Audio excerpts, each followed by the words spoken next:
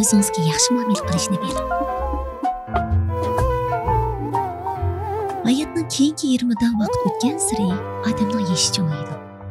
Yash cho'ngaygan sari qolgan vaqtimiz ozayib mangadi.